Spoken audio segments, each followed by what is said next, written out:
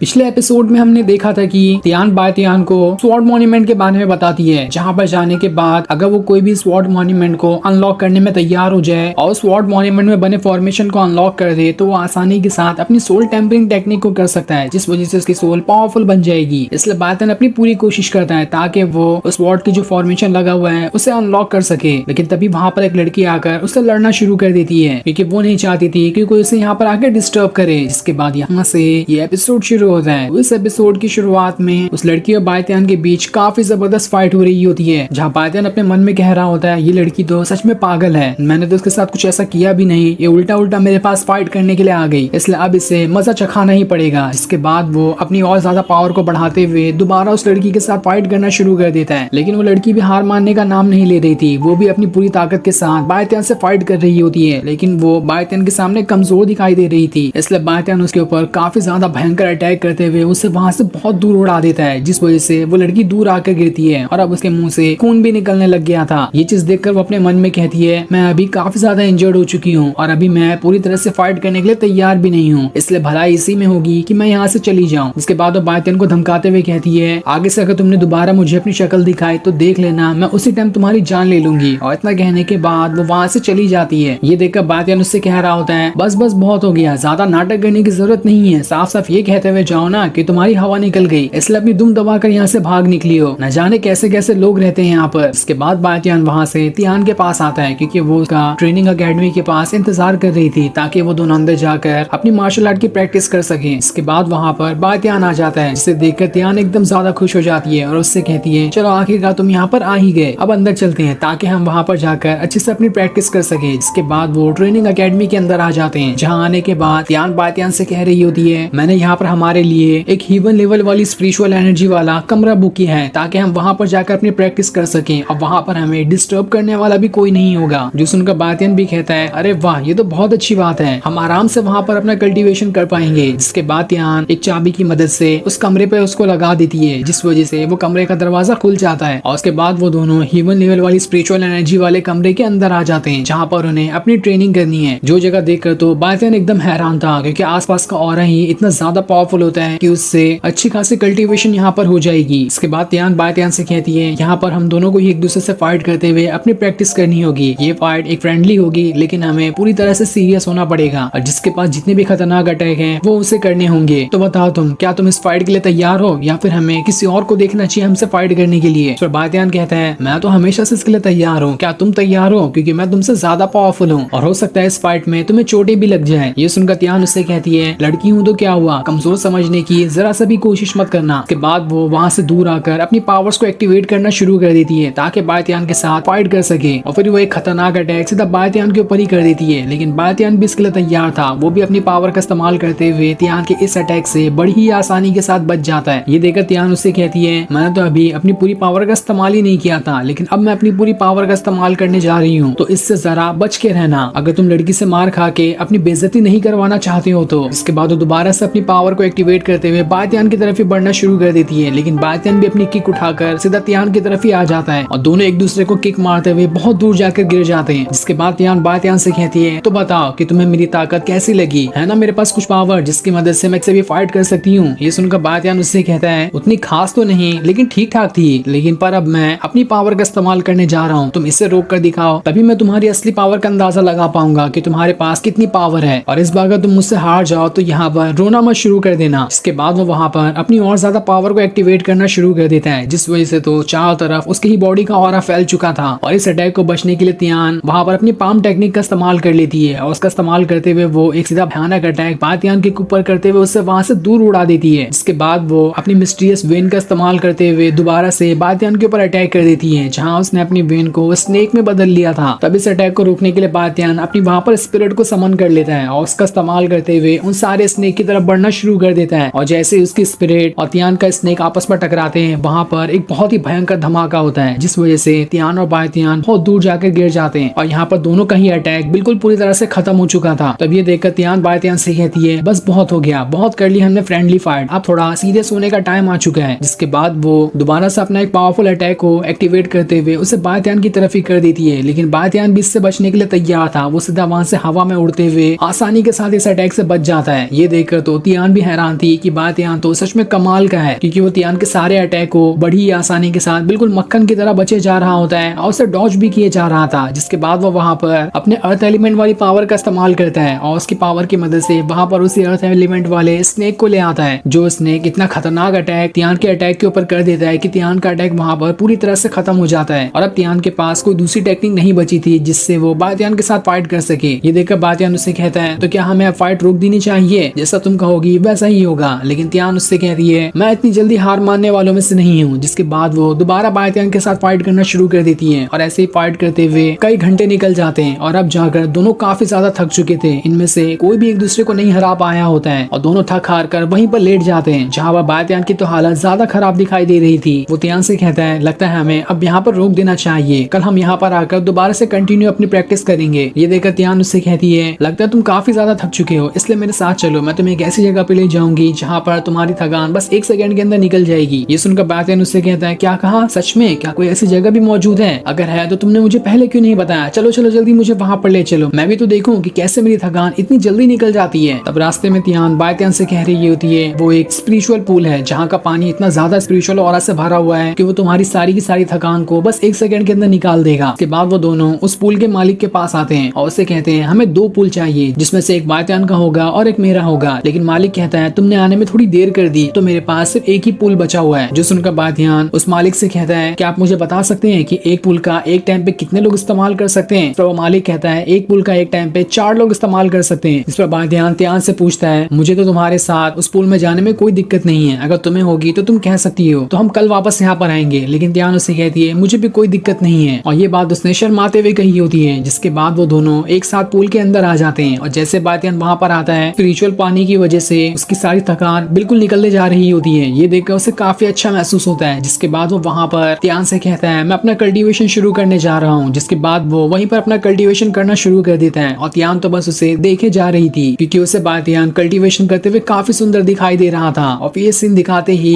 ये एपिसोड यहीं पर एंड हो जाता है। Thanks for watching.